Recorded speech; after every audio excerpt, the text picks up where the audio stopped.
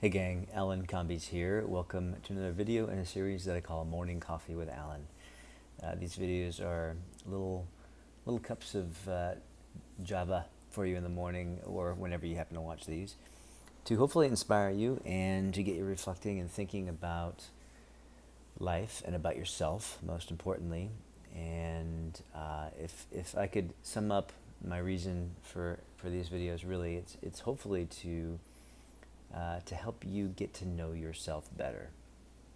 And I think that as we get to know ourselves better, as we get to know and understand how our experience is being created from moment to moment, we we give ourselves the opportunity to experience a more pleasant life, I think.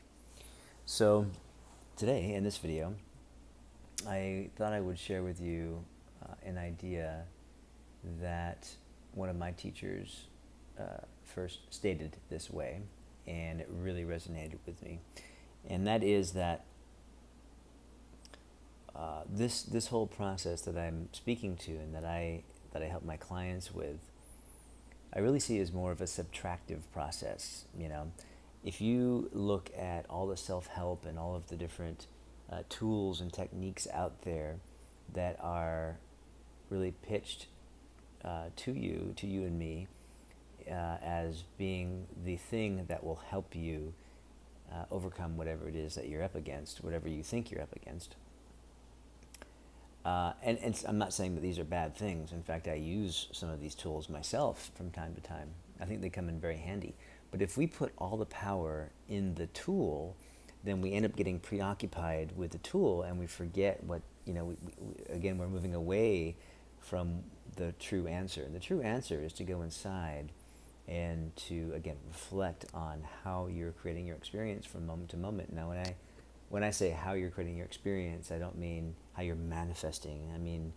What I mean is the process, like how in every moment you are experiencing this thing called thought. You're experiencing thought being generated from within. Information is coming into your senses, and we're experiencing this thing that we call reality. And depending upon what what personal thoughts are going through our minds, or what belief systems we hold, those are going to determine our experience. And so if we understand that on a deeper and deeper level, we recognize that if we want to have an overall more pleasant experience of life, the true journey is inward. The true journey is to seek and get to know ourselves better. And when I say ourselves, what I'm really talking about is the one that's observing all of this, right? The one that is observing the world out there, the one that is observing the body and sensations in the body, the one that's observing the thoughts, the personal thinking and thought in general. As we get to know that self better, it seems to me that we're able to navigate life with a little more grace and ease. And so to me, that's more of a subtractive process. That's about noticing what's coming up and letting it go. It's taking things off of your plate. I don't know about you, but I've worked with people, and I've felt this way before, where you end up using the phrase, "I'm spinning a lot of plates right now." I'm spinning a lot of plates. And we say that, and it really does feel like we're spinning a lot of plates, but as we say that, in that moment, we're not doing anything. We're just sitting there talking about an experience that we're having inside of us. This experience of, yes, I'm really busy spinning all of these plates. Well, no, you're not. You're sitting right here talking to me, right? And so it's that experience, getting to know and understand that sort of thing on a deeper level can help you let go of some of that. And when you let go of some of that, you are able to just handle moment by moment by moment in life. And to me, that's the grace, that's the ease, that's when we drop into more of a flow of life. And so the self-development, self-improvement, personal development world is full of step 1, 2, 3, 4 to fix your life, right? And there's nothing wrong with that. Sometimes I use those things. But if we rely too heavily on them, then we're just putting more on our plate, right? We're giving ourselves more to do. And sometimes it can just be a distraction. It can just be a distraction. We were having coffee this morning. I'm in the Philippines at the moment on Samal Island, having a wonderful break. And we were having coffee this morning, and we were talking about, family and, just the dynamics of it all.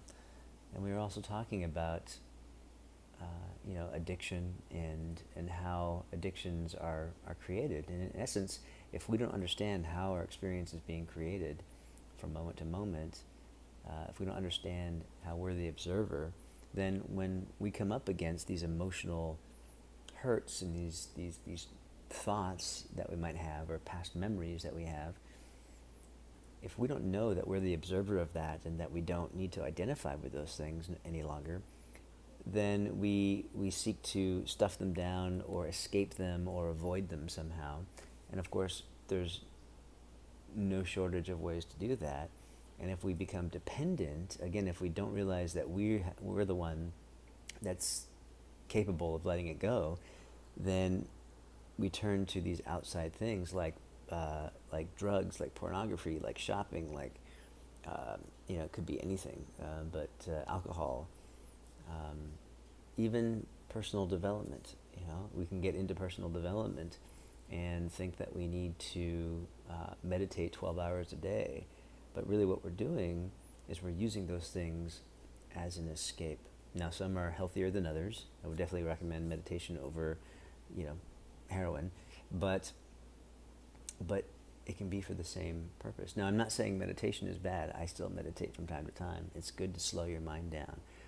But again, if we understand why we're doing it, I mean, from that perspective, smoking a joint or having a sip of alcohol for the right person in the right moment may be okay, because they're not using it as an escape. They're just slowing down. But they recognize that ultimately,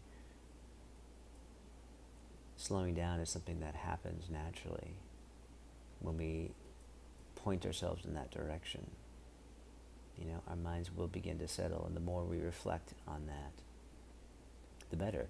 Now, if somebody is mentally ill and doesn't have the capacity to do that, and they've been spinning out for a long time, medication can be good. Medication can save people in that way, So it's looking at the big picture and taking it all into perspective. But again, dropping out of our thinking, less is more approach, not putting more on our plate, rather taking things off of our mind and seeing life with more clarity, more insight,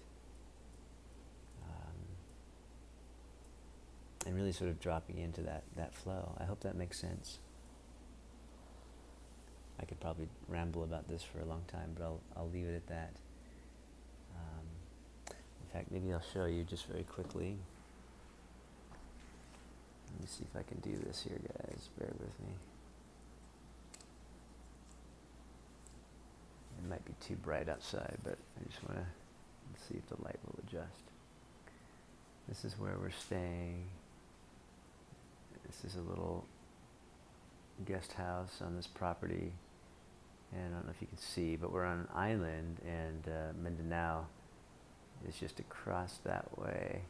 Can't quite see it. That's the swimming pool, jungle, and then across here is Mindanao. So we're in this big bay here, south of Mindanao Island. Anyway, just wanted to share that with you. Hope you're doing well. Please, if you like this video, please hit the like button. Subscribe if you haven't done that yet. And make sure you hit the bell so you get notified when I create other videos. And I'm happy to talk with you. If you are a first-time client, if we haven't worked together, and you would like to just chat and see if coaching is right for you, or just get a little bit of clarity, I'm happy to speak with you. There should be a link in the description of this video. Just click on that link and we can start with a 30-minute free consultation and go from there. There's absolutely no strings attached.